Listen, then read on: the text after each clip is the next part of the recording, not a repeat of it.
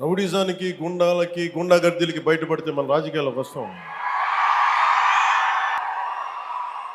నాకు వారి మీద, వైసీపీ నాయకుల మీద ఈరోజు చెప్తున్నాను, మొదటి నుంచి చెప్తున్నాను, వ్యక్తిగతంగా నాకు ఎవరి మీద కక్ష ఉండదు. మనస్ఫూర్తిగా నా గుండెల మీద ఆత్మసాక్షిగా చెప్తాను, నాకు ఎవరి మీద కోపం ఉండదు. కానీ మీరు సగటు మనిషిలో, ఈ దేశంలో ఉన్న సగటు మనిషికి, సగటు మధ్యతరగతి మనిషికి, సగటు రైతుకి, సగటు యువకుడికి, సగటు యువతకి మీరు కనుక భయభ్రాంతుల్ని క్రియేట్ చేస్తే దాన్ని ఎదుర్కొనే కదా ఇక్కడ దాకా వచ్చాం. మీకు 151 సీట్లు వచ్చినప్పుడు కదా, నేను 2 చోట్ల ఓడిపోయినప్పుడు కదా మేము ఎదుర్కొని బలంగా నిలబడింది. అంటే గుండెల్లో ఎంత దమ్ము ఉండాలి, రక్తంలో ఎంత వేడి ఉండాలి మీలాంటి వాళ్ళు తట్టుకోవాలంటే.